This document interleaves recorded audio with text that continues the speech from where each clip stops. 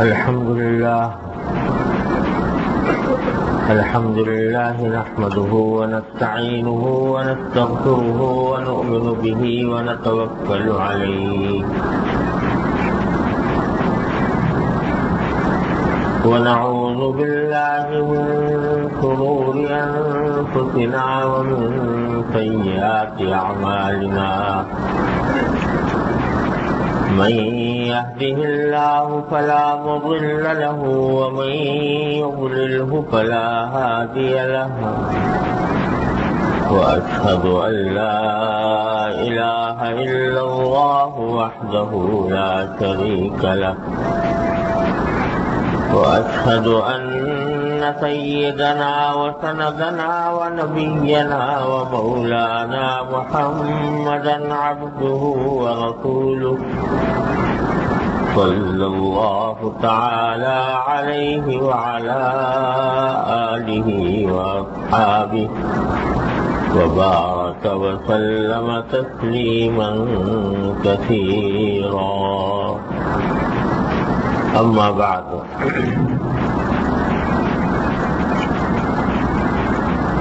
حضرت حکیم الامہ قدس اللہ تعالیٰ سرہ نے فرمایا کہ حدیث قدسی میں وارد ہے کہ من تقرب الی شبرا تقربت الیہ ذراعا ومن تقرب الی ذراعا تقربت الیہ باعا ومن اتانی یمشی اتیتہ ہرولۃ. یعنی اللہ جل جلالہ فرماتے ہیں کہ جو شخص میری طرف ایک بالش چل کر آتا ہے میں اس کی طرف ایک ہاتھ چل کر جاتا ہوں،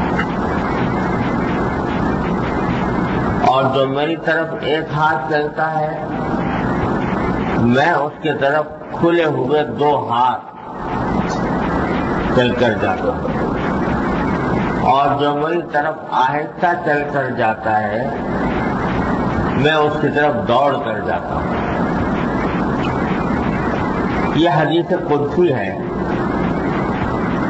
حدیث قدسی اس حدیث کو کہتے ہیں جس میں نبی کریم سرور دو عالم صلی اللہ علیہ وسلم کوئی بات اللہ جل جلالہ کی طرف نسبت کر کے بیان فرمائے. اللہ تبارک و تعالی نے ایک تو وحی نازل فرمائی ہے جو قرآن کی شکل میں ہمارے سامنے ہے اور وہ نمازوں میں بھی پڑھی جاتی ہے، تراویح میں پڑھی جاتی ہے، اور ایک حدیث اور ایک وحی وہ ہے جو اللہ تبارک و تعالی نے نازل فرمائی لیکن قرآن کا حصہ نہیں بنایا، اس کو حدیث قدسی کہتے ہیں. تو اللہ تبارک و تعالیٰ یہ فرما رہے ہیں کہ جو میری طرف ایک بالش چل کر آتا ہے میں اس کی طرف ایک ہاتھ جاتا ہوں، جو ایک ہاتھ چلتا ہے میں دو ہاتھ جاتا ہوں، جو آہستہ چل کر آتا ہے میں دوڑ کر اس کو پاتا ہوں. تو حضرت فرماتے ہیں کہ اس حدیث میں بالش اور گز وغیرہ اور دوڑ کر آنا سمجھانے کے لیے ایک مثال ہے. مقصود تو یہ ہے کہ جو میری طرف ذرا بھی توجہ کرتا ہے میں اس کی طرف دو چند اور سہ چند توجہ کرتا ہوں. یعنی جتنی وہ توجہ کرتا ہے بندہ میری طرف میں اس سے دگنی تگنی توجہ کرتا ہوں. واقعی سچ ہے اگر حق تعالیٰ اس کی توجہ اور رحمت نہ فرمائے تو انسان کی کیا مجال تھی جو ان تک پہنچ سکے. آخر انسان کو خدا سے نسبت ہی کیا ہے؟ وہ براء الورا ثم براء الورا ہے. انسان کا وہم و گمان بھی وہاں تک نہیں پہنچ سکتا. تو جو ذات اس قدر بالا تر ہو اس کی معرفت اور محبت اور مشاہدہ انسان خود کیوں کر سکتا ہے؟ بس یہ انہی کی عنایت ہے جو کچھ حصہ معرفت وغیرہ کا انسان کو عطا ہوتا ہے وہ اللہ تبارک و تعالیٰ ہی کی عطا ہے، ورنہ واقعی وہ مسافت تو ایسی ہے جس کے بارے میں کہا گیا کہ نگردد قطع ہرگز جادہ عشق دوی دنہا کہ می بالد بخود ای راہ کیوں تاکر بری دنہا۔ یہ حضرت والا نے اس حدیث قدسی کی کچھ تشریح فرمائی ہے، جس میں فرمایا کہ کوئی بندہ ایک بالش بڑھتا ہے تو اللہ تعالیٰ ایک ذرا بڑھتے ہیں۔ حاصل اس کا جیسا حضرت نے فرمایا یہی ہے کہ ذرا توجہ کی دیر ہے، توجہ کر لے انسان اللہ جل جلالہ کی طرف، اللہ تبارک و تعالیٰ کی بندگی کی طرف، اللہ تعالیٰ کی اطاعت کی طرف تھوڑی سی توجہ بھی کر لے تو اللہ تبارک و تعالیٰ اس کو اور زیادہ توفیق عطا فرماتا ہے۔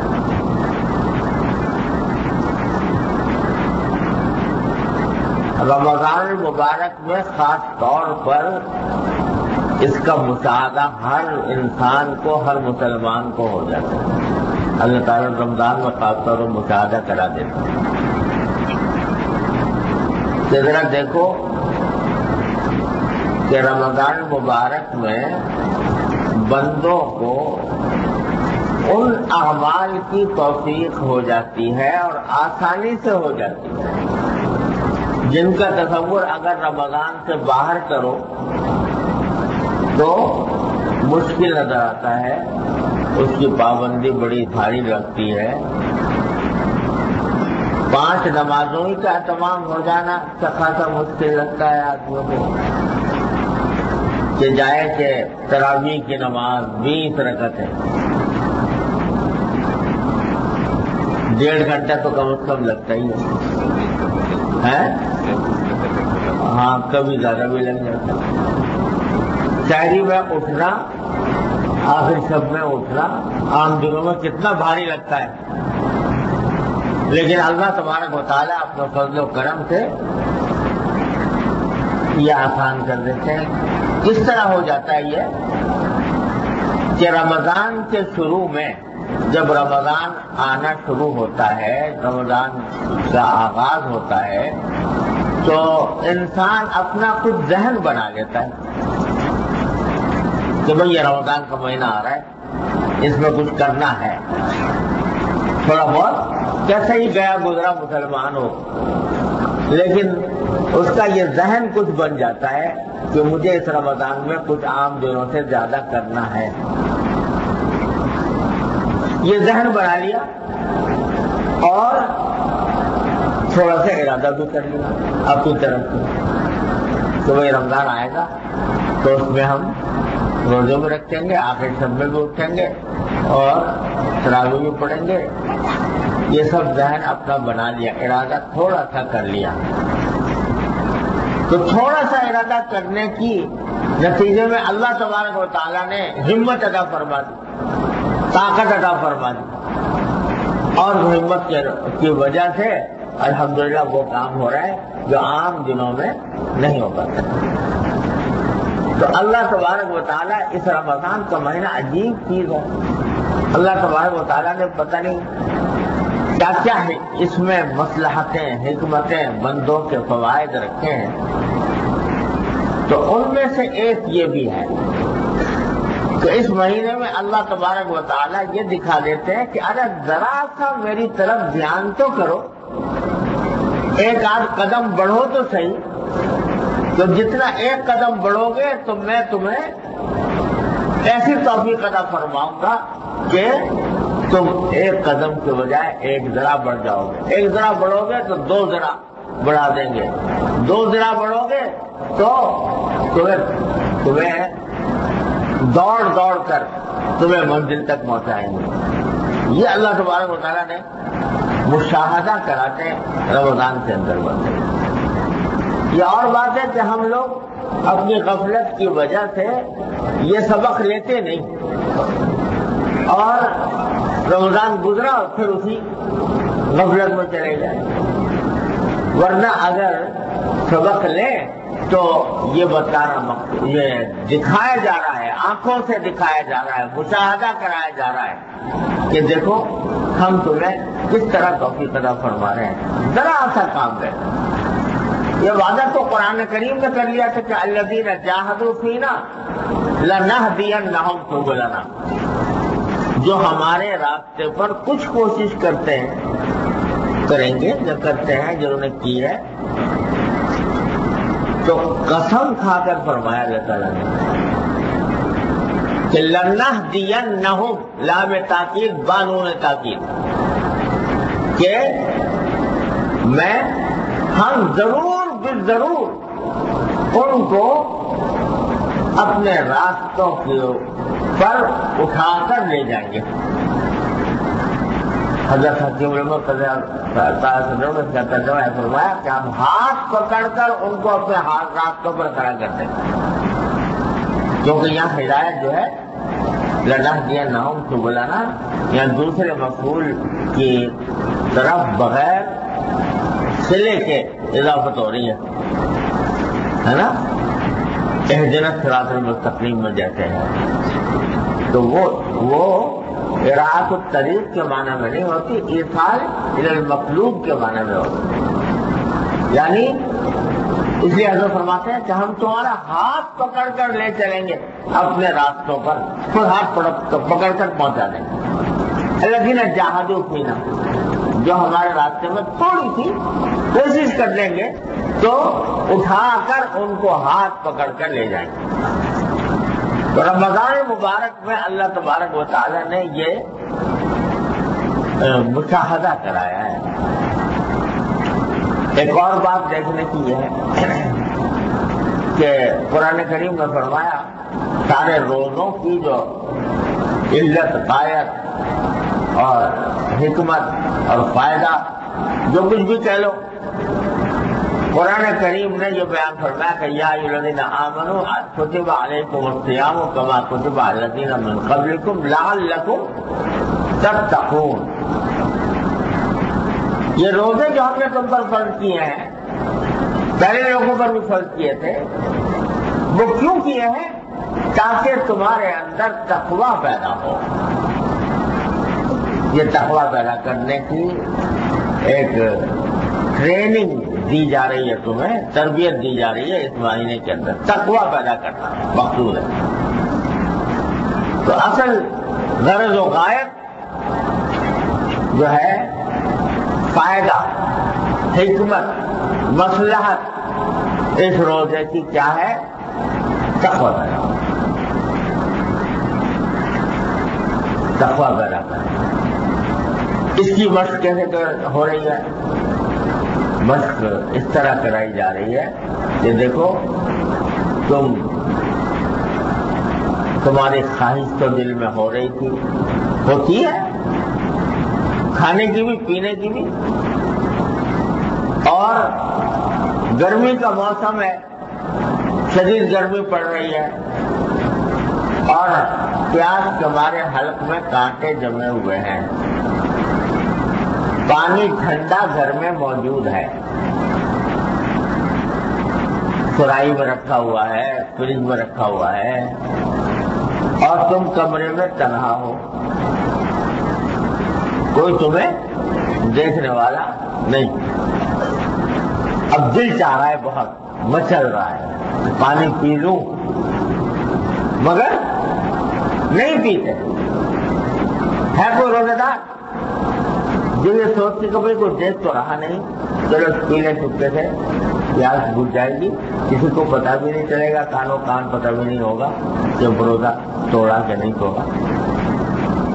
کرے گا کوئی روزے دار، کوئی مسلمان جس کے دل میں ایمان ہے، کیسا ہی گیا گزرا ہو، اگر روزہ رکھ لیا ہے صبح کو، نہیں رکھا تو بات دوسری، اللہ بچائے، لیکن اگر رکھ لیا تو کوئی بھی مسلمان گیا گزرا،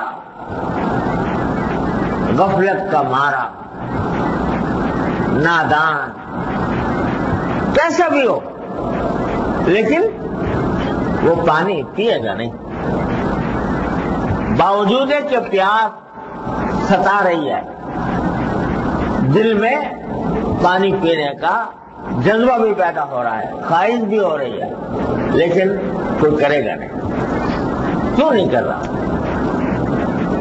یہاں کیوں نہیں کر رہا؟ صرف اس لیے کہ میں نے اپنے اللہ سے صبح کو یہ وعدہ کر لیا تھا کہ آج میں روزہ رکھا ہوں، لہذا کچھ کھاؤں گا نہیں، پیوں گا نہیں۔ اب اگر پی لوں گا تو کیا ہوگا؟ روزہ ٹوٹ جائے گا، وہ عہد میرا ٹوٹ جائے گا۔ یہی ہے نا، اور کچھ کیا مطلب ہے؟ اور یہ بھی ہے کہ اگر میں نے یہ عہد توڑ دیا اور روزہ توڑ دیا تو اللہ کو کیا جواب دوں گا؟ اللہ تعالیٰ وہاں جانا ہوگا کہ نہیں؟ اور اللہ تعالیٰ کا سامنا ہوگا تو وہاں کیا جواب دوں گا؟ اور روزہ توڑنے کے اوپر جو زبردست گناہ ہے وہ میرے ذمہ لازم ہوگا، اس کو اس میں سزا ملے گی، تو اس وجہ سے توڑنے کی ضرورت نہیں کرتا۔ کیسا ہی گیا گزرا مسلمان ہے کہ نہیں؟ تو یہ جو جذبہ اس کے دل میں پیدا ہو رہا ہے، خواہش ہوئی، دل مچلا اور دل میں زبردست تقاضا بھی پیدا ہوا، داعیہ بھی پیدا ہوا، مگر اس داعیے کو اس نے اللہ کی وجہ سے دبا دیا، کچل دیا۔ بس اسی کا نام ہے تقویٰ۔ یہی تو تقویٰ ہے۔ وَأَمَّا مَنْ خَافَ مَقَامَ رَبِّهِ وَنَهَى النَّفْسَ عَنِ الْهَوَىٰ، جو اپنے پروردگار کے سامنے کھڑے ہونے کا دل میں خوف رکھتا ہو اور اس خوف کی وجہ سے اپنے نفس کو خواہشات سے روک دے، کہ خواہش ہو رہی ہے مگر روک دیا اپنے نفس کو، تو فإن الجنة هي المأوى، تو پھر جنت ہے اس کا ٹھکانہ۔ تو یہ جو جذبہ پیدا ہو رہا ہے یہاں، خواہش کے باوجود، دل میں تقاضا پیدا ہونے کے باوجود، دل مچلنے کے باوجود، آدمی نے اللہ جل جلالہ کے خوف سے، اللہ تبارک و تعالیٰ کے سامنے جواب دہی کے احساس سے، اللہ تعالیٰ کی محبت کی وجہ سے، اللہ تعالیٰ کی عظمت کی وجہ سے، اللہ تعالیٰ کی خشیت کی وجہ سے اپنی اس خواہش کو کچل دیا، تو اس خواہش کے کچلنے کا نام ہی تقویٰ ہے۔ تو باری تعالیٰ فرما رہے ہیں ہم نے روزے اس لیے فرض کیے ہیں تاکہ تمہیں تقویٰ ہو حاصل۔ یہ تقویٰ کی مشق کرا جا رہی ہے تمہارے سے، 30 دن تک یہ مشق ہو رہی ہے، سمجھے؟ تو یہ در حقیقت مشق ہے، یہ ٹریننگ ہے، تربیت کا ہے، جس سے تو تربیت کا کورس ہے جس سے تمہیں گزارا جا رہا ہے تقویٰ کی تربیت کرنے کے لیے۔ تو یہاں پر بھی وہی بات سکھائی جا رہی ہے کہ تم نے ایک مرتبہ جی کڑا کر کے ارادہ کر لیا کہ کچھ بھی ہو جائے کھاؤں گا نہیں، پیوں گا نہیں، اور اپنی دیگر نفسانی خواہشات کو پورا نہیں کروں گا اس دن کے وقت میں۔ جی اب تو دیکھو تہیہ کر لیا کہ نہیں کر، تم نے تہیہ کر لیا جی، تو دیکھو اللہ میاں نے کس طرح پورا کرا دیا تمہارے تہیہ، کس طرح تمہارا دن گزار دیا۔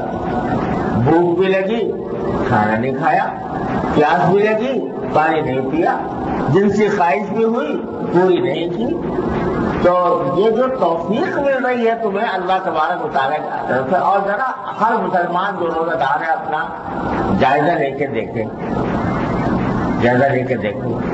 کہ یہ روزہ اس کو مشکل لگ رہا ہے، آسان لگ رہا ہے، یعنی رفتہ رفتہ ہوتے ہوتے وہ آسان ہو جاتا ہے۔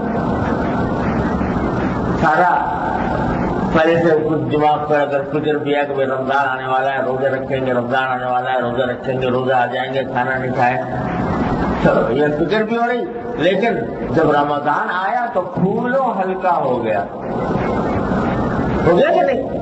پھولوں ہلکا ہو گیا، اور مجھ سے کیا اب دوستوں میں ابھی یورپ میں تھا رمضان سے پہلے، تو وہاں 16-17 گھنٹے کا روزہ ہو رہا، 17 گھنٹے سمجھے. اور یہاں بیٹھے رہے تصور کرو کہ صبح کو 2:45 بجے روزہ بند، سحری بند 2:45 بجے سمجھے، اور شام کو 9:30 بجے روزہ کھلتا ہے. تصور کرو اب 9:30 بجے مغرب ہوئی، 9:30 بجے مغرب کے بعد ان کو افطار بھی کرنا، پھر تراویح بھی پڑھنی، اور تراویح پڑھنے کے بعد پھر سونا بھی، اور پھر اٹھ کے سحری بھی کرنا، سمجھے. اور یہ کوئی آپ اندازہ لگا لو کتنا وقت ہے، 9:30 بجے سے لے کر 2:45 بجے تک ہے، تو 6 گھنٹے بھی پورے نہیں، 5 گھنٹے میں سب کچھ کرنا ہے. آپ کا تصور کرو، آسان لگتا ہے مشکل لگتا ہے؟ بڑا مشکل لگتا ہے. تو میں نے وہاں پوچھا اپنے دوست سے کہ بھائی کیا کس طرح کرتے ہو روزہ؟ کہیں جی پتہ بھی نہیں چلتا، الحمدللہ آرام سے ہو جاتا. 16-17 گھنٹے کا روزہ کہنے کو ہو جاتا ہے، عادت پڑ وہ الحمدللہ جب ارادہ کر لیتے ہیں تو وہ روزہ کرنا ہے تو الحمدللہ اسی کے حساب سے اپنا نظام بھی بنا لیتے ہیں اور ہو جاتا ہے. تو 17 گھنٹے والوں کا بھی روزہ وہ کہہ رہے ہیں آسان ہو جاتا ہے، کوئی مسئلہ نہیں. اور ہم لوگ جو 12-14 گھنٹے میں کا روزہ رکھتے ہیں ان کو بھی ایسے. تو جب ایک مرتبہ کیا فرما رہے ہیں کہ جو میری طرف ایک بالش بڑھتا ہے میں ایک ہاتھ اس سے طرف بڑھ کے جاتا ہوں. جب تم نے ایک مرتبہ اللہ کے لیے، اللہ تبارک و تعالیٰ کو راضی کرنے کے لیے تم نے ایک کام کا ارادہ کر لیا تو اللہ تبارک و تعالیٰ فرماتے ہیں میں آگے بڑھ کر تمہیں پکڑ لیتا ہوں، آگے بڑھ کر تمہیں اس کام کی توفیق دے دیتا ہوں، اس کو تمہارے لیے آسان بنا دیتا ہوں. یہ رمضان میں اللہ تبارک و تعالیٰ روز یہ منظر دکھاتے ہیں. جتنے آسانی سے روزے اس زمانے میں رکھ رہے ہو رمضان کے اندر، بعد میں اگر تصور کرو روزہ رکھنے کا، 1 مہینے روزہ رکھوں گا تو کیا ہوگا، مشکل نظر آئے گی. لیکن جب میرے پر طلع ارادہ کر لو گے، اللہ تبارک و تعالیٰ کی رضا کی خاطر ارادہ کر لو گے اور اس کی طرف قدم بڑھا دو گے، اللہ تعالیٰ آسان فرما دے. تو یہی مانا ہے وَنُيَسِّرُهُ لِلْيُسْرَىٰ، مانا کہ نہیں فرما فَأَمَّا مَنْ أَعْطَىٰ وَاتَّقَىٰ وَصَدَّقَ بِالْحُسْنَىٰ فَسَنُيَسِّرُهُ لِلْيُسْرَىٰ. ہم اس کو آسانی کے ساتھ پہنچا دیتے ہیں اس چیز کی طرف جو یسرا ہے. اور اس میں کہیں بات بھی اللہ تعالیٰ نے اشارہ فرما دی کہ دیکھو دین کا کوئی بھی کام جو ہے جس کا تمہیں مکلف کیا گیا ہے، جو تمہارے دل میں ضرورت قرار دیا گیا ہے، کوئی بھی کام حقیقت میں مشکل نہیں، وہ سب یسرا ہے، وہ سب یسرا ہے. جتنے بھی کام ہیں، نماز ہو، روزہ ہو، زکات ہو، حج ہو، جو کچھ بھی تمہارے دل میں ضروری قرار دیا گیا ہے وہ کچھ حقیقت میں مشکل نہیں ہے، وہ یسرا ہے. لا یکلف اللہ نفسا الا وسعها ما جعل علیکم فی الدین من حرج. اللہ تعالیٰ نے تمہارے دین میں کوئی تنگی نہیں رکھی تمہارے دین میں. یرید اللہ بکم اليسر ولا یرید بکم العسر. اللہ تمہارے ساتھ آسانی چاہتا ہے، مشکل میں ڈالنا تمہیں نہیں چاہتا. تو حقیقت تو ساری شریعت آسان ہے. الدین یسر. الدین یسر، اللہ تعالیٰ نے دین کو آسان بھی بنایا ہے۔ حقیقت میں تو ساری شریعت اور دین کے سارے احکام آسان ہی ہیں، اس لیے یسرا ہے، لیکن شیطان اور نفس جو ہے وہ اس کو مشکل بنا دیتا ہے۔ حقیقت میں مشکل نہیں تھا، لیکن ہمارے جو نفسانی خواہشات ہیں، نفسانی جذبات ہیں، یہ نفسانی خواہشات اور جذبات اور شیطان مل کر اس کو مشکل بنا دیتے ہیں۔ اسی فرمایا انہا لکبیرۃ الا علی الخاشعین، نماز جو ہے بہت مشکل ہے لوگوں کے لیے، مگر جو لوگ خشوع اختیار کرنے والے ہیں، اللہ تعالیٰ کی طرف رجوع کرنے والے ہیں، ان کے لیے کوئی مشکل ہے۔ تو حقیقت میں تو آسان ہی تھا، لیکن نفس نے اور شیطان نے مل کر دین کے احکام کو ہمارے لیے مشکل بنا رکھا تھا۔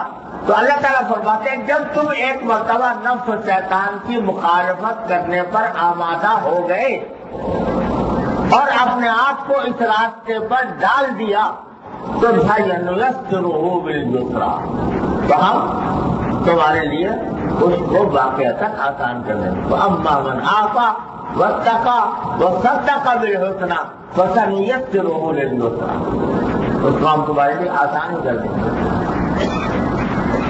اور بھی تفسیریں یسرا کی، لیکن یہ جو لفظی ظاہری تفسیر ہے اس کے مطابق میں بات کر رہا ہوں کہ یہ شریعت جو ہے یسرا ہے، اس یسرا کو تمہارے نفس نے، شیطان نے مشکل بنا رکھا ہے، لیکن جب تم آگے بڑھ کر قدم بڑھاتے ہو، ایک قدم جو بڑھاتے ہو، تو ہم تمہارے لیے اس کو حقیقت میں آسان کر دیتے ہیں۔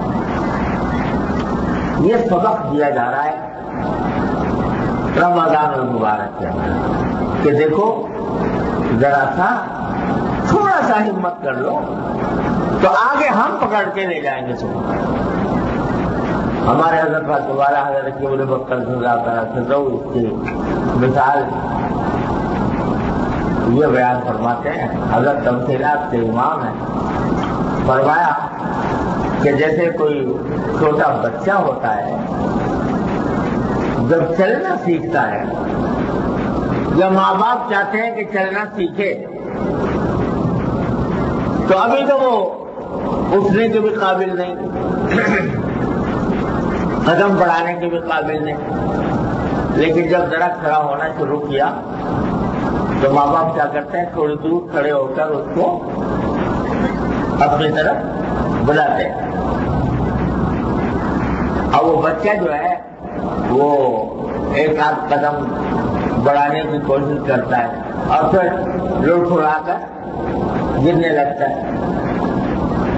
تو جب ماں باپ بلا رہے ہیں اس کو تو میری طرف آؤ، تو اگر وہ کھڑا ہی رہے وہاں، قدم نہ بڑھائے تو کھڑا ہی رہے، چلنا نہیں سیکھ سکتا۔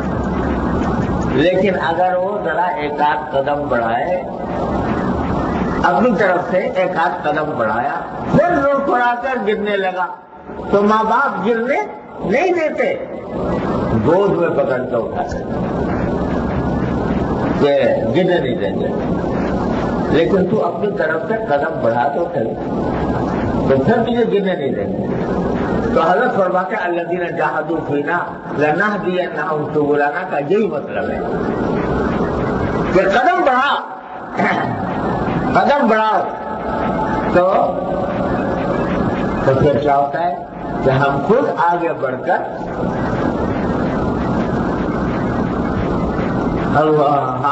ہم خود تجھے گود میں اٹھا لیں گے۔ الذین جاہدوا فینا لنہدینہم سبلنا، یہ سبق دیا جا رہا ہے۔ حقیقت تو یہی ہے، حقیقت تو یہی ہے کہ توفیق تو انہی کی طرف سے ہو، بندے کی طرف سے ایک ایسی چیز ہے جس کی صحیح تشریح بھی ناممکن ہے۔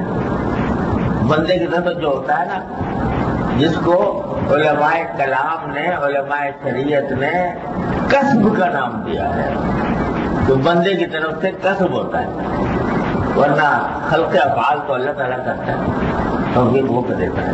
وما تشاؤون الا ان شاء اللہ. یہ کسب جو ہے اس کی گناہ اور اس کی حقیقت ہی کو بیان کرنا ممکن نہیں ہے. کیا حقیقت ہے اس کی یاد؟ ورنہ تو ارادہ جو ہے نا، جس ارادے کے اوپر اللہ تعالیٰ فرما رہے ہیں کہ ہم تجھے پکڑ کے لے جائیں گے، وہ ارادہ بھی ایسی چیز ہے کہ اس کی تعریف ہی نہیں ہو سکتی، اس کا صحیح مطلب ہی بیان کرنا مشکل ہے. توفیق تو انہی کی طرف سے ہے. اللہ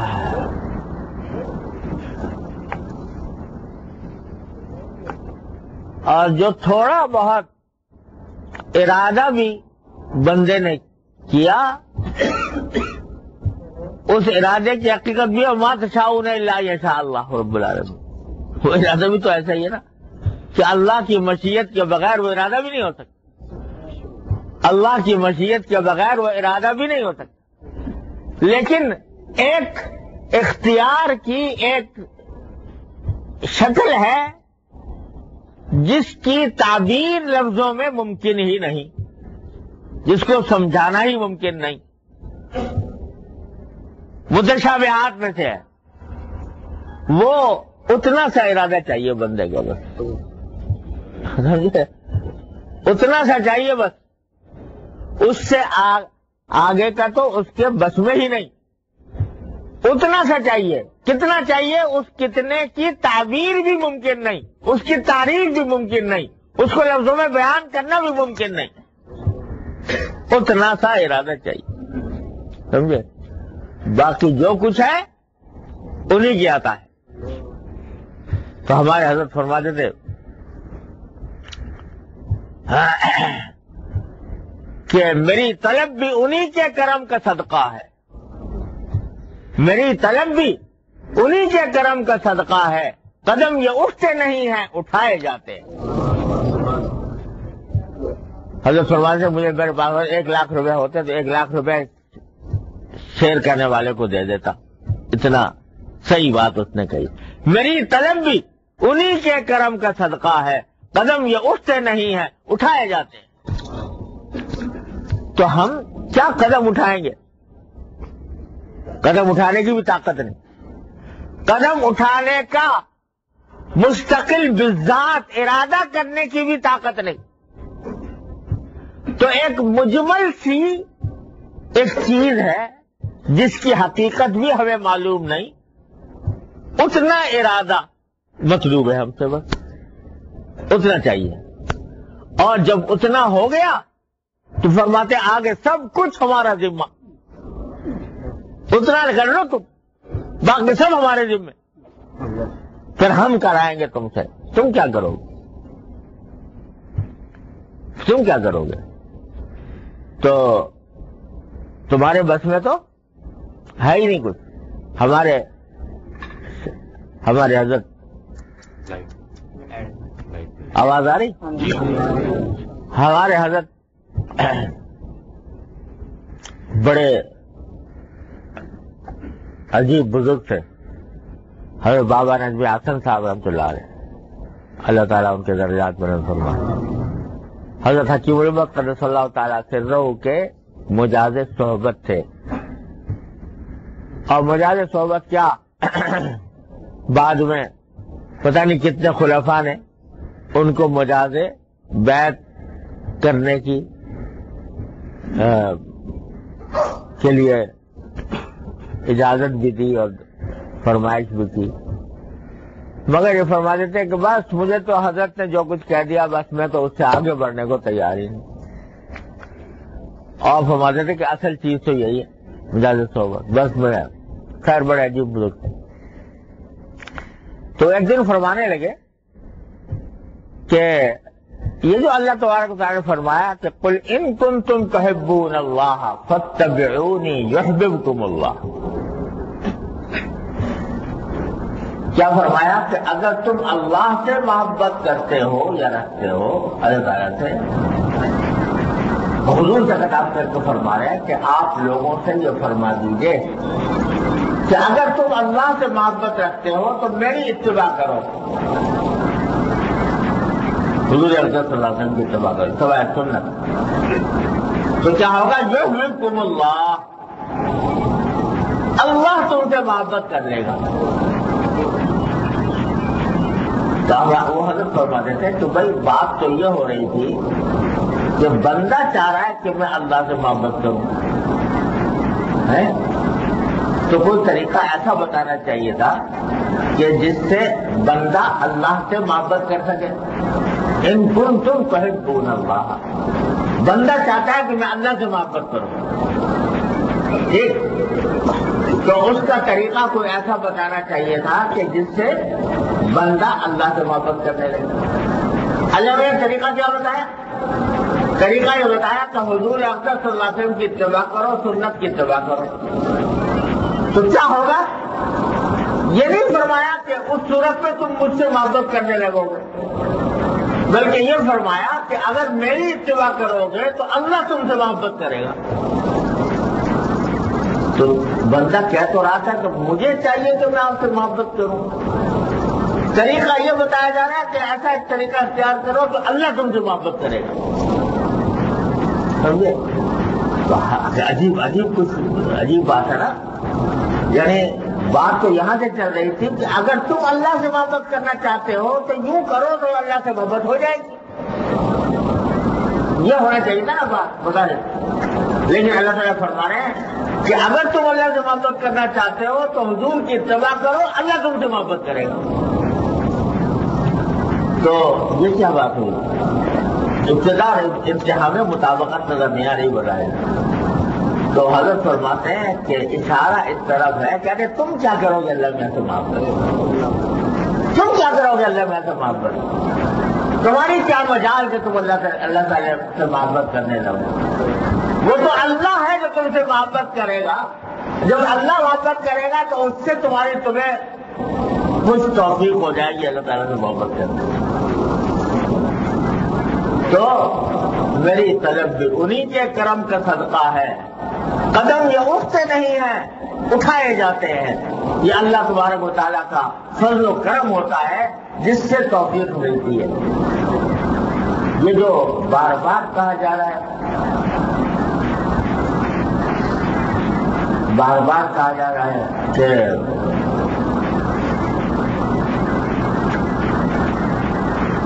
ماں تصدق نہ ہو جاتا لینا کہتے حضور، وہ جو رجل ہے نا، لولا اللہ ما اهتدینا ولا تصدقنا ولا صلینا، کہ اگر اللہ کی توفیق نہ ہوتی تو ہمیں ہدایت کہاں سے ملتی، نہ ہم روزہ رکھ سکتے نہ نماز پڑھ سکتے، اللہ کی توفیق سے ہوتا ہے۔ تو یہ بتایا جا رہا ہے کہ ارے میاں تم سے تو صرف ایک ایسی چیز مطلوب ہے جس کا نام کیا ہے؟ ارادہ، اور ارادہ بھی تمہارا وہ بالکل حقیقت ارادے کی نہیں ہوتی، ارادے کا کوئی ایسا جز ہے، ایسا عنصر ہے، ایسی حقیقت ہے اس ارادے کی جو بیان میں نہیں آ سکتی۔ جن لوگوں نے مسئلہ جبر قدر پڑھا ہے وہ اس کی مطلب وہ جانتے ہوں گے کہ کیا ہوتا ہے، وہ جس کو قسم کہتے ہیں بندے کا ارادہ بھی اپنے اختیار میں نہیں، وما تشاؤون الا ان یشاء اللہ، ارادہ بھی اپنے اختیار میں نہیں۔ ایک بہت ہی خفیف سی کوئی چیز ہے جس کو قسم یا اختیار سے تعبیر کیا جاتا ہے، وہ اس کی حقیقت کو نہ معلوم نہیں، وہ ہے مطلوب تمہارے سے، بس اتنی سی بات مطلوب ہے، باقی سب ہمارا کام، سب ہمارا کام۔ کہ جب بچہ کی مثال دیجیے نا کہ تھوڑا سا چلتا ہے تو ماں باپ اس کو کھینچ لیتے ہیں، یہ بچے کی مثال میں بھی کچھ تو بچے نے حرکت کی نا تھوڑی بہت، جو بننے کی کا ارادہ ہے اس میں اتنی بھی نہیں ہے حقیقت اگر دیکھو، کیونکہ وہ بھی اس کے اختیار میں نہیں تھا، ایک بہت ہی موہوم تھی، مبہم تھی، مجمل تھی، ناقابل بیان تھی، چیز ہے جس کو ارادہ بندے کا ارادہ ہے، بندے کا اختیار ہے، وہ کر لو جیسے ہم پکڑ کے لے جائیں گے، ہم اٹھا کے لے جائیں گے، تو وہ چاہیے، اور اسی کا گھاٹا ہے ہمارے اندر اس ذرا سی چیز کا۔ وہ ذرا سی چیز کر لے آدمی ارادہ تو اللہ تبارک و تعالیٰ پکڑ کر لے جاتے ہیں، یہ فرمایا۔ تو ہمارے حضرت والا حضرت حکیم الامت صلی اللہ تعالیٰ عنہ کا ایک ملفوظ نہ جانے کتنی مرتبہ اپنے شیخ سے سنا کہ فرمایا کہ وہ ذرا سی بات جو حاصل ہے تصوف کا، وہ ذرا غور کرو لفظوں پر، وہ ذرا سی بات جو حاصل ہے تصوف کا۔ پہلے تو یہ سوچو یہ کون کہہ رہا ہے یہ بات؟ یہ وہ شخص کہہ رہا ہے جس کی ساری زندگی تصوف کی وادیوں کے پیچ و خم میں گزری، اور جس کا کہنا یہ ہے، حضرت فرماتے ہیں اپنے بارے میں کہ مجھے کوئی دوسرے علوم سے خاص مناسبت نہیں، یہاں تک کہ ہمارے فقہ سے بھی جن کا بھی بڑھاوا پڑھ کے دیکھو تو وقفوں کا کیا جہان نظر آتا ہے، تو فرماتے ہیں فقہ کا بھی ذکر نہیں کیا کہ اس علم سے مجھے اور مجھے کچھ علوم سے خاص مناسبت نہیں، ہاں دو علوم سے الحمدللہ مناسبت ہے، ایک تفسیر ایک تصوف، یہ فرمایا۔ تو ساری زندگی اس کے تصوف کی خاص چھاننے میں، اس کے پیچ و خم کو درست کرنے میں گزری، اور جو اپنی تواضع کے باوجود یہ فرما رہا ہے کہ مجھے اس فن سے کوئی مناسبت ہے، وہ کہتا ہے کہ وہ ذرا سی بات جو حاصل ہے تصوف کا یہ ہے کہ جب کسی طاعت کی بجا آوری میں سستی ہو تو اس سستی کا مقابلہ کر کے وہ طاعت کرے، اور جب کسی گناہ یا معصیت کے مقابلے میں یا چھوڑنے میں سستی ہو، اس سستی کا مقابلہ کر کے اس معصیت سے بچے۔ اسی سے تعلق با اللہ پیدا ہوتا ہے، اسی سے تعلق با اللہ میں ترقی ہوتی ہے، اور جس کو یہ چیز حاصل ہو جائے پھر اس کو کسی بات کی ضرورت نہیں۔ یہ ہے حاصل تصوف کا تھا جو بیان کرنا، وہ ذرا سی بات جو حاصل ہے تصوف، وہ کیا ہے کہ طاعت کا وقت آیا ہے اور طاعت کے بجا لانے میں سستی ہو رہی ہے، تو اس سستی کا مقابلہ کر کے، زبردستی کر کے، اپنے آپ کو مجبور کر کے اس طاعت کا ارادہ کر لو۔ اور ارادہ بھی میں بتا رہا ہوں، ارادہ وہی تھوڑا سا وہ ذرا سی بات جس کی تعبیر بھی ممکن نہیں، قسم وہ کر لو تو کیا ہوگا؟ تعلق با اللہ پیدا بھی ہوگا اور اسی سے قائم بھی رہے گا، حفاظت بھی ہوگی، ترقی بھی کرے گا۔ یہ مطلوب ہے اللہ تعالیٰ نے۔ تو اس لیے یہ رمضان کا مہینہ جو آ رہا ہے، جو الحمدللہ گزر رہا ہے، اس کو اس نقطۂ نظر سے اللہ تعالیٰ کا گزارنے کی توفیق عطا فرمائے کہ یہ ہم ایک ٹریننگ کے دور سے گزر رہے ہیں، تربیت کے دور سے گزر رہے ہیں، کہ جس میں ہماری طرف سے تھوڑا سا ہمت تھوڑی سی ہم نے اپنی عام دنوں کے مقابلے میں کچھ بڑھا لی، تھوڑی بہت، تو تھوڑی بہت بڑھا لی، اللہ نے اس کے نتیجے میں روزے کی ہمیں توفیق دے دی، تراویح کی توفیق ہمیں عطا فرما دی۔ اکثر و بیشتر مسلمان ایسے سارے رمضان ساری 11 مہینے کبھی تہجد کی توفیق نہیں ہوتی، اس مہینے میں بہتوں کو ہو جاتی ہے۔ قرآن شریف پڑھنے کی اہتمام نہیں ہوتا، اس مہینے میں ہو جاتا ہے۔ کیوں ہو رہا ہے؟ یہ تم نے ذرا تھا اللہ تبارک و تعالیٰ کی طرف دھیان کر لیا، توجہ کر لی اور تھوڑا سا ارادہ کر لیا، اللہ تعالیٰ نے آگے بڑھ کر تمہیں پکڑ لیا۔ اور اسی وجہ سے فرمایا گیا ہے حدیث میں، نبی کریم صلی اللہ علیہ وسلم کا ارشاد ہے کہ لا تحقرن من المعروف شیئا، نیکی کی کسی بات کو بھی حقیر ہرگز نہ سمجھنا۔ کیا مانا؟ کہ اگر کسی وقت کوئی چھوٹی موٹی بظاہر چھوٹی موٹی معمولی سی نیکی کرنے کا دل میں کچھ خیال آ گیا،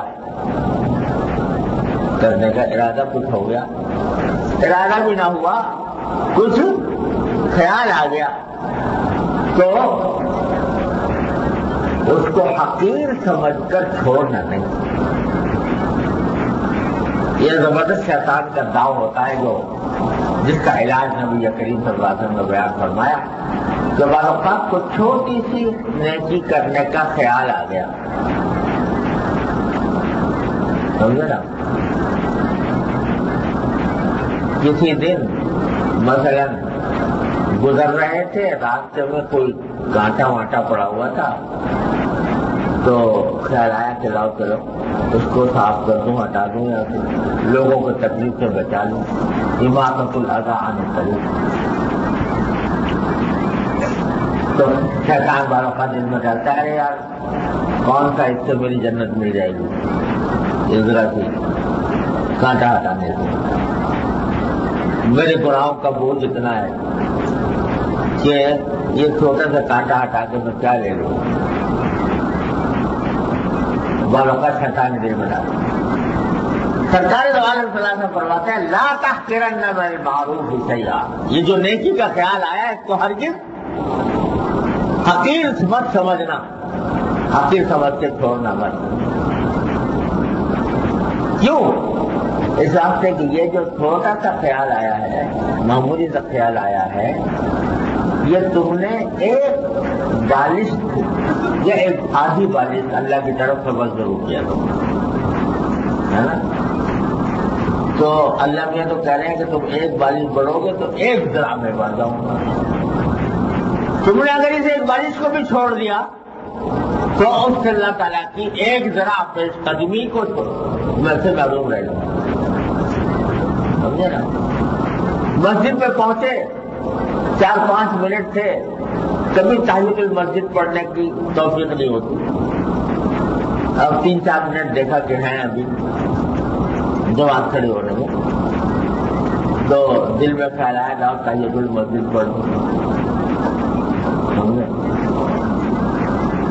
تو شیطان اور نفس جو ہے نا وہ یہ کہتا ہے کہ ارے کیا ساری زندگی تو تم نے پڑھی نہیں تحیۃ المسجد، ایک مرتبہ پڑھنے سے کیا ہو جائے گا تیرا، کیا تیری زندگی بدل جائے گی، کیا تجھے جنت مل جائے گی، چھوڑو بیٹھو آرام کرو، تھوڑی دیر 3-4 منٹ بیٹھ کے آرام کر لو، تو پھر ذرا مزے سے 4 رکعتیں پڑھیں گے اصل۔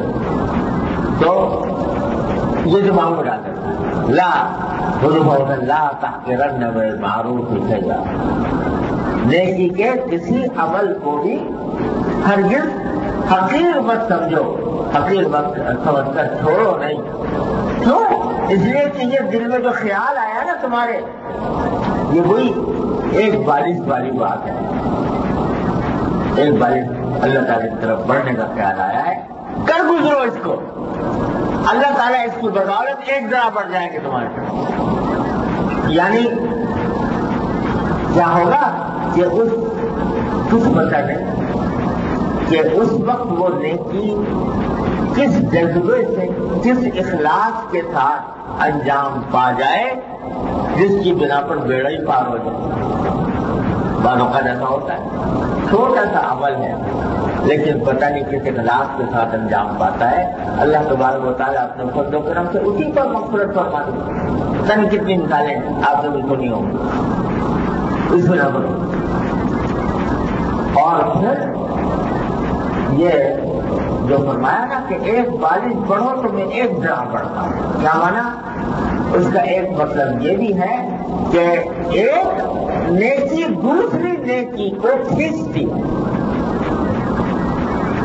یعنی ایک نیکی کی توفیق آج ہو گئی تو اس کی برکت سے اللہ تبارک و تعالیٰ پھر دن میں کوئی اور نیکی کی بھی توفیق دے دے۔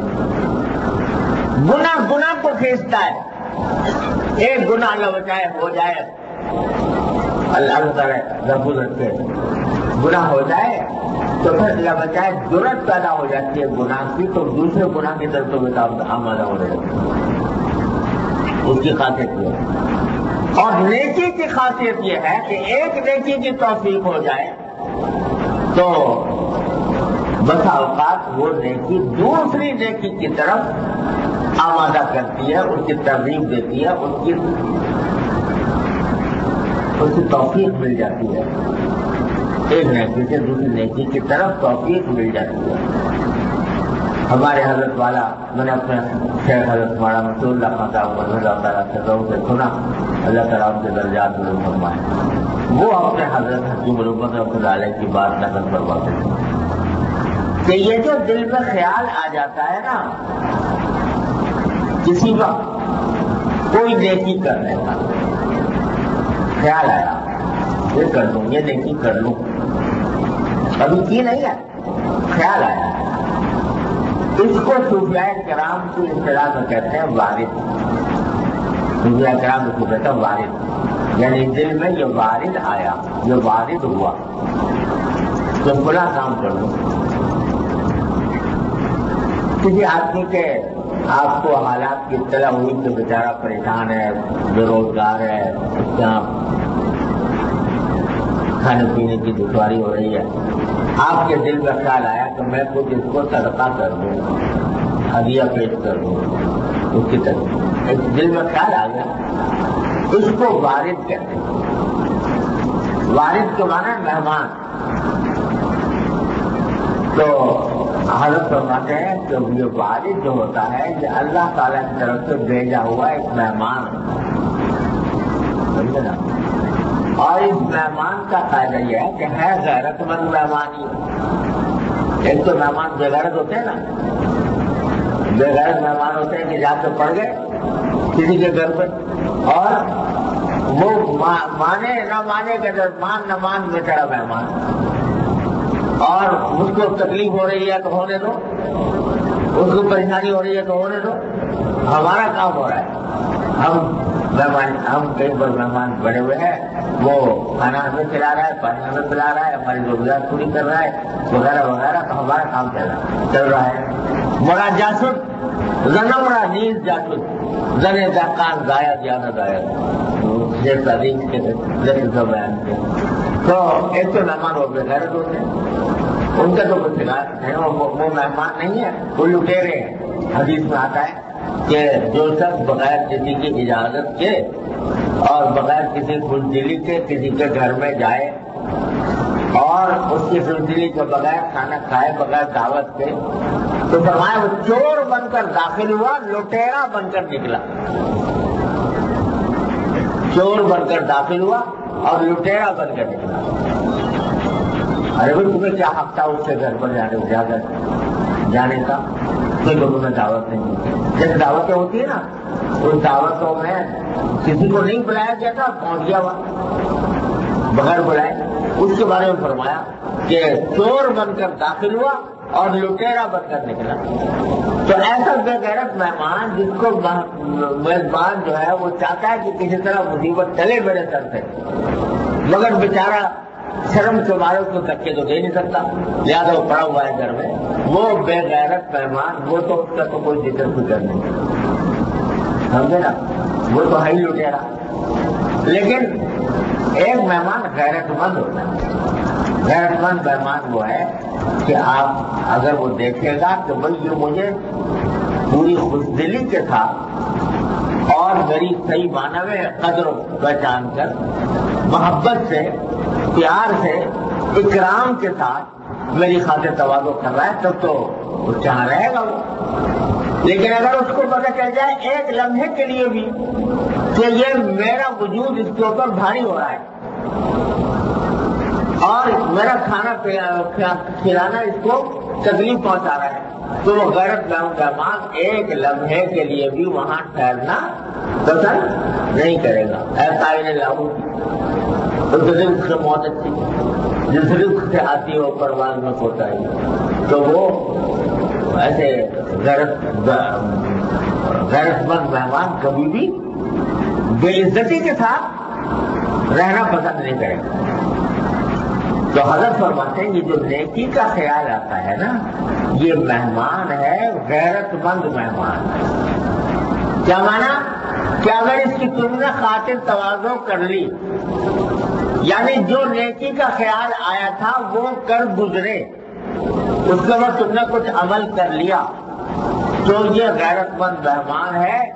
یہ سوچے گا کہ یہ جگہ میرے واقعی یہ اکرام کرنے والا آدمی ہے, لہذا دوبارہ آئے گا. سمجھے آپ کہ بھائی یہ بے تکلف آدمی ہے, اکرام میرا کرتا ہے, میری قدر پہچانتا ہے, لہذا دوبارہ بھی جانے میں کوئی برائی نہیں, دوبارہ بھی جائے گا. اور اگر تم نے اس کی قدر نہ کی اور سوچا چلو یار چھوڑو, آیا تو تھا خیال لیکن نہیں ہے, اب دل نہیں چاہ رہا, سمجھے, تو کیا مطلب ہوا؟ تو اس مہمان کی تم نے خاطر مدارات نہیں کی, اس کا اکرام نہیں کیا, اس کی قدر نہیں پہچانی. تو وہ مہمان کو کہا تھا یہ آدمی تو ناقدرہ ہے, اس کے بعد کیوں جائیں. سمجھے, تو مہمان غیرت مند مہمان تو یہ کرے گا نا کہ اگر کسی وقت تم کسی کے گھر میں مہمان جاؤ اور جا کر سلام دعا کرو اور وہ منہ سے چڑھا کر تم سے بات کرے اور کوئی تمہارے تو توجہ نہ دے, دوبارہ جانے کو دل چاہے گا نہیں. تو ایسا ہی یہ غیرت مند مہمان ہے وارث کہ کوئی نیک کام کرنے کا دل چاہا تو اس وقت فوراً کر گزرے, تو معلوم ہوا کہ ہاں مہمان کے قدردان ہو, اکرام کرنے والے ہو. لیکن جب تم نے اس کی قدر نہ پہچانی, اکرام نہ کیا, تو واپس چلا جائے گا, پھر دوبارہ نہیں آئے گا. یہ ہے وجہ کہ آپ نے فرمایا کہ کسی بھی نیک کام کو معمولی چھوڑ کر ہرگز حقیر سمجھ کر ہرگز مت چھوڑو. تاکہ کیوں؟ اس لیے کہ اسی کی بدولت کچھ پتا نہیں کہ یہ مہمان پر بار بار آنے لگے, بار بار تم اس کی خاطر تواضع کرو گے, بار بار پھر یہ آ کر تمہیں رفتہ رفتہ پہنچا دے گا. وہی بات ہے کہ ایک بالش بڑھو گے تو اللہ تبارک و تعالیٰ اپنی طرف سے ایک ذرا بڑھ جائے گا. تو بھائی یہ رمضان المبارک میں خاص طور پر اس حدیث کو یاد رکھنا چاہیے, اس کا نظارہ بھی اللہ تعالیٰ کرا رہے ہیں ہمیں ہر وقت. تو اب کوشش کریں کہ کسی طرح ہمارے جو اوقات ہیں رمضان مبارک کے, وہ زیادہ سے زیادہ اس اللہ جل جلالہ کی طرف پیش قدمی گزرے. جو عام دنوں میں بھی توفیق نہیں ہوتی, ان عبادتوں کی بھی تو اللہ تعالیٰ توفیق عطا فرمائے. اور جو ہے کچھ عبادت تو ایسی ہی ہے کہ جو الحمدللہ عادت کا حصہ بن گئی ہے, روزہ رکھنا ہی ہے, نہ تراویح پڑھنی ہے الحمدللہ. لیکن کچھ نوافل, دوسرے نوافل جو عام دنوں میں نہیں ہوتے, ان کو اس دنوں کے اندر اختیار, توابین ہے, اشراق ہے, تہجد ہے, اس کا اہتمام کرنے کی کوشش کریں. اور تلاوت قرآن کریم جس کو خاص مناسبت ہے رمضان مبارک میں جتنا زیادہ سے زیادہ ہو سکے قرآن کریم کو تلاوت. تو ذکر اللہ جل جلالہ کا زبان سے ہو دل سے ہو دونوں سے ہو اللہ تعالیٰ اس کی توفیق دے. بعض لوگ سمجھتے ہیں کہ ذکر کی جو کچھ خاص تعدادیں ہیں بس وہی مطلوب ہیں. وہ جیسے مثلاً کہا گیا کہ سبحان اللہ بحمدہ سبحان اللہ عظیم تو سبحان اللہ بحمدہ کو 100 مرتبہ پڑھنا جس میں آیا یا لا الہ الا اللہ وحدہ لا شریک لہ لہ الملک وله الحمد وهو على كل شيء قدیر. اس کی 10 مرتبہ کی فضیلت آئی ہے, 40 کی آئی ہے, 100 کی آئی ہے. تو ٹھیک ہے, یہ اپنے معمول کے اندر تو ایک عدد مقرر کر کے اور اس کے مطابق اس معمول کو پورا کرنا چاہیے, لیکن پھر ذکر کی کوئی حد ہے نہیں.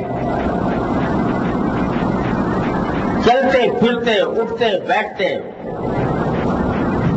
زبان سے دل سے اللہ سبحانہ و تعالیٰ کا ذکر کرتے رہنے کی عادت ڈالنی چاہیے. اس رمضان میں خاص جب یہ عادت پڑ جائے گی تو دیکھیں انشاءاللہ تعالیٰ اس کے اثرات رمضان کے بعد بھی جاری رہیں گے, باقی رہیں گے. کوشش یہ ہو کہ یہ جو فضول خیالات ہمارے دلوں پر چھائے رہتے ہیں ان فضول خیالات کی جگہ اللہ تبارک و تعالیٰ اپنے ذکر و فکر کو اپنے ہمارے قلب کے اندر جاگودین فرمائے. دماغ ایسی چیز ہے کہ کسی وقت خیال سے خالی نہیں ہوتا. کوئی ہوتا ہے لمحہ ایسا جس میں کوئی نہ کوئی خیال نہ آ رہا ہو, ہر وقت خیال آ رہا ہوتا ہے, کوئی نہ کوئی خیال آ رہا. اب چاہو تو اس کو غلط رخ پہ لگا دو, فضول باتیں, گناہ کی باتیں, ناجائز باتیں, بے فائدہ امور, چاہو تو طرف لگا دو اور چاہو تو اس کو اللہ تبارک و تعالیٰ کی ذکر و فکر میں لگا. حضور صلی اللہ علیہ وسلم نے دعا مانگی, اللہم اجعل مثابت قلبی خشیتک و ذکرک. اے اللہ ہمارے دل کے خیالات جو ہے وہ کیا بن جائیں, آپ کی خشیت بن جائیں, آپ کا ذکر بن جائے. کہ دل میں یہ خیال آتا ہے اللہ تعالیٰ نے مجھے کیسی نعمتیں عطا فرمائی, اللہ تعالیٰ نے مجھے کیسی نعمتیں دے رکھی ہیں, آنکھ کتنی بڑی نعمت دے رکھی ہے, ناک کتنی بڑی نعمت دے رکھی ہے, کان کتنی بڑی نعمت دے رکھی ہے. گھر میں جاتا ہوں تو گھر والے نعمت ہے, کھانا کھاتا ہوں تو کھانا نعمت ہے, پانی پیتا ہوں پانی. اس طرح سوچتے رہو, اللہ تعالیٰ کی نعمتوں کو سوچتے رہو, اللہ تعالیٰ کی نعمتوں کا انتظار کرتے رہو. اللہ تعالیٰ نے جو اپنے نیک بندوں کے لیے جنتیں عطا فرما رکھی ہیں, جنتوں کی نعمتوں کا تصور کرتے رہو. اللہ میاں ہمیں وہاں پہنچا دے اپنے رحمت سے. وہ جنت کیسی ہے اللہ تعالیٰ نے یہ فرمایا, اس اللہ تبارک و تعالیٰ کے جو احکام ہیں ان کی تصور کرتے رہو. تو تصور کو, خیالات کو بے مہار چھوڑنے کے بجائے اللہ تعالیٰ کے ذکر اور فکر میں لگا, اور کچھ نہیں. سبحان اللہ دل ہی دل میں کہتے رہو, الحمدللہ الحمدللہ دل ہی دل میں کہتے رہو, لا الہ الا اللہ دل ہی میں کہتے رہو, اللہ اکبر دل ہی میں کہتے رہو. چلتے پھرتے اٹھتے بیٹھتے اللہ تبارک و تعالیٰ کا ذکر رہے زبان پر, دل پر. تو اس کا مطلب کیا ہوا کہ کچھ نہ کچھ تم نے لڑکتے پڑکتے آگے بڑھنا شروع کیا. لڑکتے پڑکتے بھی آگے بڑھو گے تو کوئی گود میں لے لے گا انشاءاللہ. اللہ تعالیٰ کی رحمت اور پھر پہنچ جاؤ گے منزل۔ اللہ تبارک و تعالیٰ اپنے فضل و کرم سے رحمت سے ہم سب کو اس کی توفیق عطا فرمائے۔ اللہم صلی علی سیدنا مولانا محمد وعلی آل محمد کما صلیت علی ابراہیم وعلی آل ابراہیم انک حمید مجید۔ ربنا ظلمنا انفسنا وان لم تغفر لنا وترحمنا لنکونن من الخاسرین۔ ربنا آتنا فی الدنیا حسنۃ وفی الآخرۃ حسنۃ وقنا عذاب النار۔ ربنا اغفر لنا ذنوبنا واسرافنا في امرنا وثبت اقدامنا وانصرنا على القوم الكافرين۔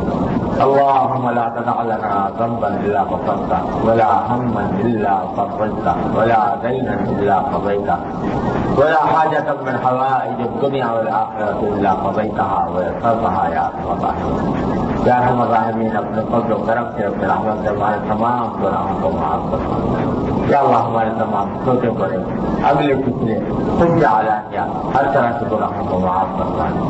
یا اللہ یا رحمان یا رحیم ہماری تمام جائز حاجتیں اپنے فضل و کرم سے پوری فرما دیں۔ یا اللہ تمام حاضرین اور حاضرات کو ان کے تمام جائز مقاصد میں اپنے فضل و کرم سے کامیابی عطا فرما۔ یا اللہ سب کی پریشانیوں کو دور فرما، سب کی مشکلات کو آسان فرما۔ یا اللہ یا رحمان یا رحیم یا کریم اپنے فضل و کرم سے آپ سے محض اپنے فضل و کرم سے ہمیں رمضان کا یہ مقدس مہینہ عطا فرمایا۔ اے اللہ اس کے ایک ایک لمحے سے صحیح فائدہ اٹھانے کی توفیق عطا فرما۔ یا اللہ اپنے رحمت سے رمضان کی مبارک گھڑیوں سے صحیح فائدہ اٹھانے کی توفیق عطا فرما۔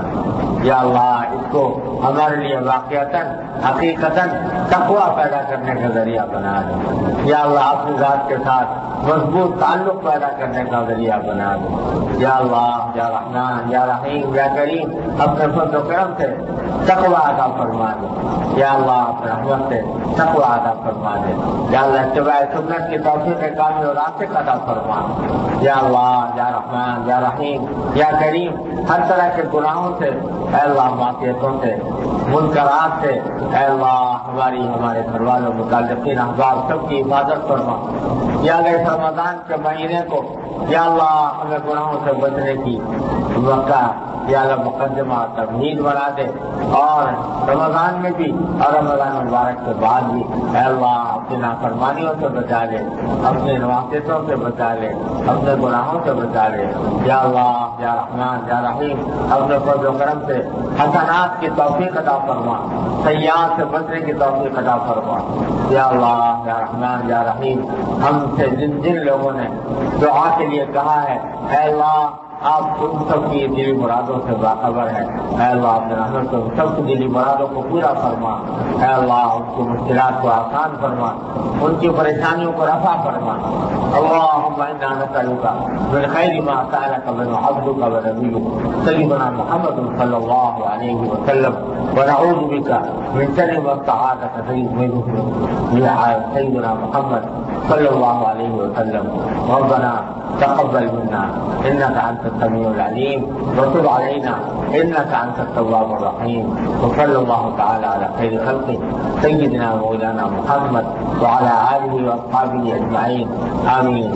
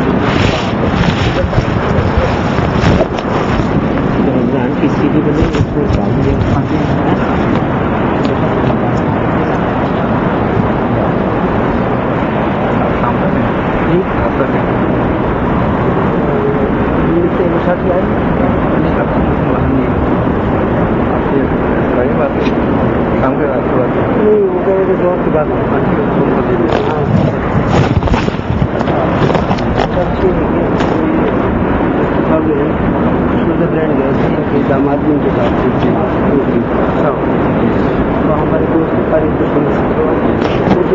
بھیجا جمعہ بھی وہاں پڑھایا تھا تو انہوں نے بھیجا لیکن حوالے چلتے ہوئے گئے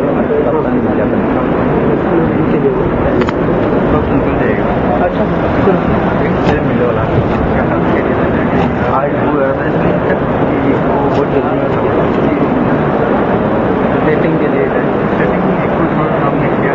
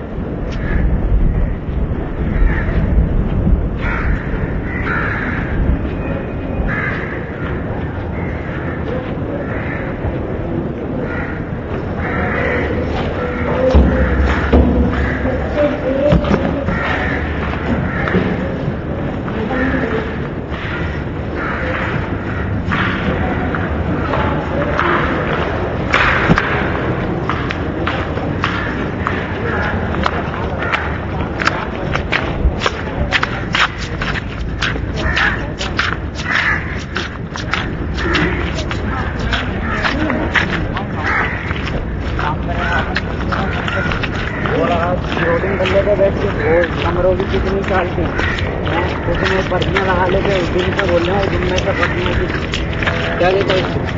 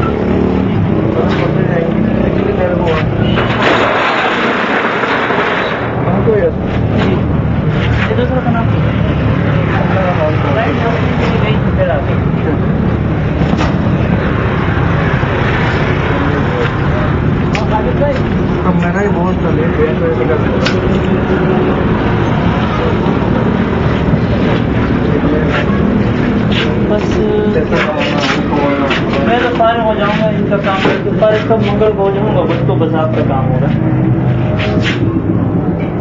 صبح سے دوپہر تو پکا ٹکا کام ہے، اور زور کی بات سے فارغ ہو جاؤں گا.